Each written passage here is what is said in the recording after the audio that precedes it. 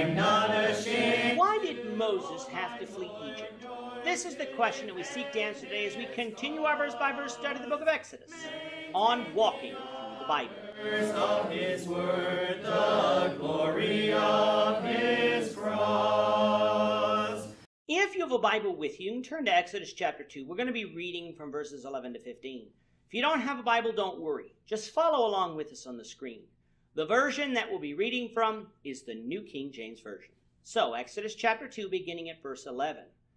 Now it came to pass in those days when Moses was grown, that he went out to his brethren and looked at their burdens. And he saw an Egyptian beating a Hebrew, one of his brethren.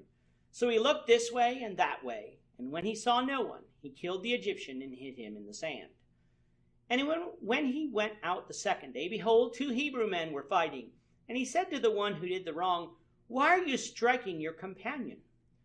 Then he said, Who made you a prince and a judge over us? Do you intend to kill me as you killed the Egyptian? So Moses feared and said, Surely this thing is known. When Pharaoh heard of this matter, he sought to kill Moses.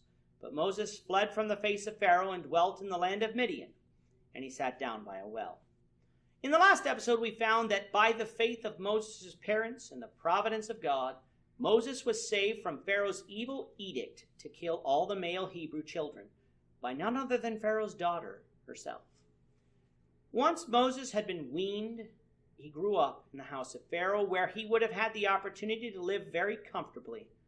He would have received an education, would have had access to the treasures of Egypt, and would have been able, if he wanted to live a complete life of comfort and luxury. But that was not Moses, for it is obvious from his behavior here that Pharaoh's daughter didn't hide who he was, a Hebrew. She very likely allowed him to travel and see the Hebrews often, as well as the woman who weaned him, which was actually his mother. Moses here, when he wrote Exodus 2, does not tell us how old he is, but in Acts 7:23, Stephen would tell us that Moses was 40 years old during today's reading.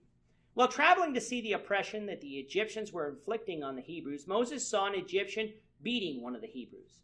Moses could have stepped in to stop the beating, sending the Egyptian away, for after all, he was from Pharaoh's house.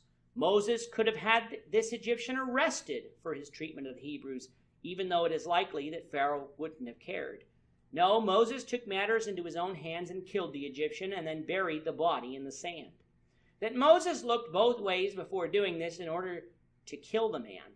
He did it in secret and then buried the body in the sand so it wouldn't be discovered.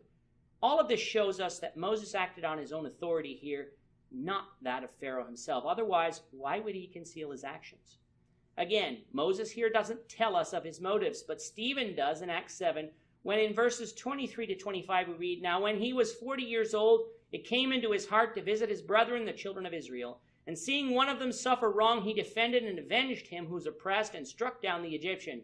For he supposed that his brethren would have understood that God would deliver them by his hand, but they did not understand. Where would Moses have received this knowledge that God would deliver Israel by Moses' hand? Well, God could have appeared to Moses in a dream, though from the events in chapter 3, that may not be the likeliest answer. God could have told Moses' father, Amram, of who Moses would become, and Amram tell Moses. The fact of the matter is, we don't know how Moses gained this knowledge, but the reason he acted was because he thought God would use him to deliver Israel from bondage.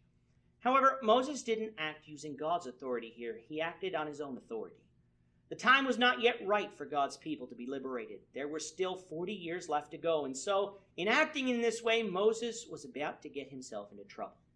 The next day, which in the way Jews account for time would be the second day, Moses again went to see his people, and this time he saw 2 Hebrew men fighting, and one of the men struck the other man. Moses asked the one in the wrong why he did this, to which the response was, Who made you a prince and a judge over us? Are you going to kill me as you killed the Egyptian? Moses may have been regarded as a prince in Egypt, but he wasn't seen as a prince over Israel, nor its judge. His actions the day before had not done what Moses had intended. Moreover, his act of killing the Egyptian was known, even though he thought it wasn't. And if word got back to Pharaoh, then Moses would be killed in spite of being adopted into the royal family. And word did get back to Pharaoh about what Moses had done, and Moses was going to be killed So Moses fled from Egypt, away from Pharaoh, to the land of Midian and dwelt there.